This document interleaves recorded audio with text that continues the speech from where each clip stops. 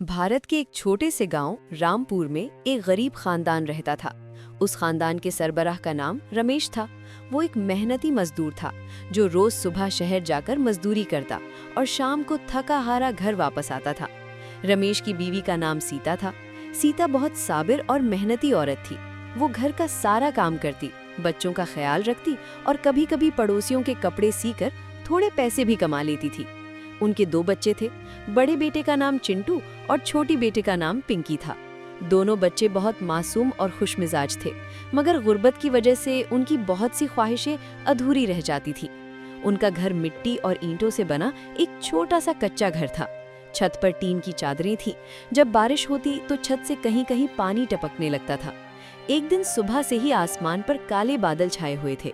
तेज हवा चल रही थी और लग रहा था कि आज जोरदार बारिश होगी। चिंटू दरवाजे के पास खड़ा आसमान देख रहा था। अरे पिंकी, देखो बादल कितने काले हैं। आज तो बहुत बारिश होगी। चिंटू ने खुशी से कहा।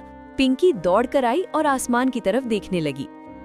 हाँ भैया, अगर बारिश होगी तो हम बाहर खेलेंगे। सीता किचन के कोने में चूल्हा जला रही थी। उसने बच्चों की बात सुनी और मुस्कुरा दी।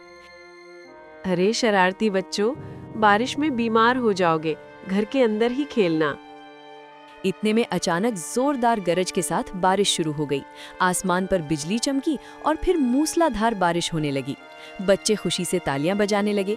चिंटू खिड़की से बाहर देखते हुए बोला, वाह, कितनी तेज बारिश हो रही है।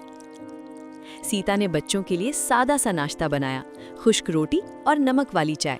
चिंटू ने रोटी खाते हुए आहिस्ता से कहा, माँ, हमारे स्कूल में राहुल रोज टिफिन में अच्छा खाना लाता है। कभी पुलाव, कभी मटन करी।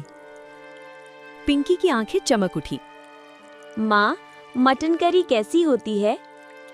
सीता चंद लम्हों के लिए खामोश हो गई। उसे मालूम था कि उसके बच्चों ने जिंदगी में कभी मटन करी नहीं खाई।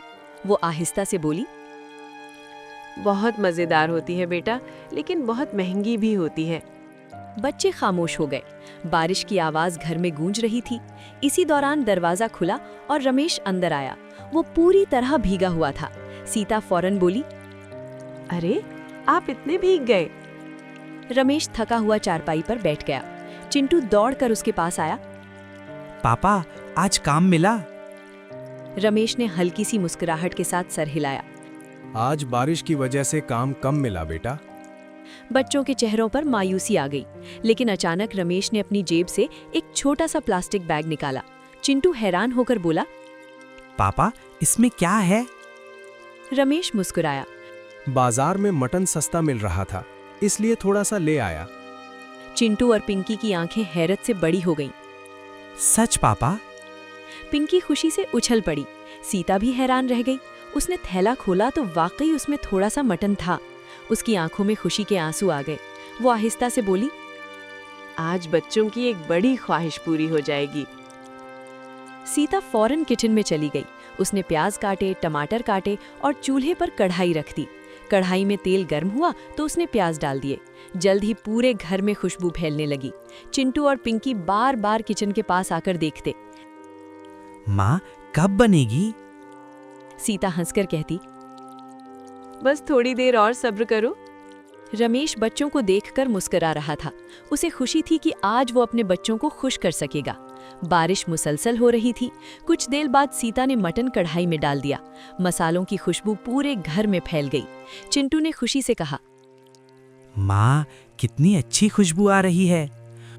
पिंकी बोली, आज हम मटन करी खाएंगे। उसी वक्त उनके पड़ोसी मोहन दरवाजे पर आए। उन्होंने हैरान होकर कहा, अरे सीता, आज तुम्हारे घर से तो बहुत अच्छी खुशबू आ रही है। सीता शर्मा कर बोली, आज बच्चों के लिए मटन करी बना रही हूँ। मोहन मुस्कुराकर बोले, बहुत अच्छा। बच्चों को कभी कभी अच्छी चीजें जरूर खिलानी चाहिए। आखिरकार मटन करी तैयार हो गई। सीता ने 4 प्लेटें निकाली और सबको खाना पेश किया। चिंटू ने पहला निवाला लिया। उसकी आंखें चमक उठीं। वाह, ये तो बहुत मजेदार है। पिंकी भी खुशी से बोली, माँ, ये तो दुनिया का सबसे अच्छा खाना है। रमेश और सीता बच्चों को खुश देखकर बहुत खुश हो रहे थे। रमेश आहिस्ता से बोला, जब बच्चे खुश होते हैं तो थकान खुद ब खुद खत्म हो जाती है। बारिश अब भी हो रही थी, लेकिन इस छोटे से घर में खुशी, मोहब्बत और सुकून था। इस दिन के बाद चिंटू और पिंकी को समझ आ गया कि असल खुशी महंगे खानों में नहीं, बल्कि खानदान की मोहब्बत में होती है। सबक: मोहब्बत और मेहनत से भरा घर हमेशा खुशियों से भरा रहता है, चाहे वो कितना ही छोटा क्यों ना हो।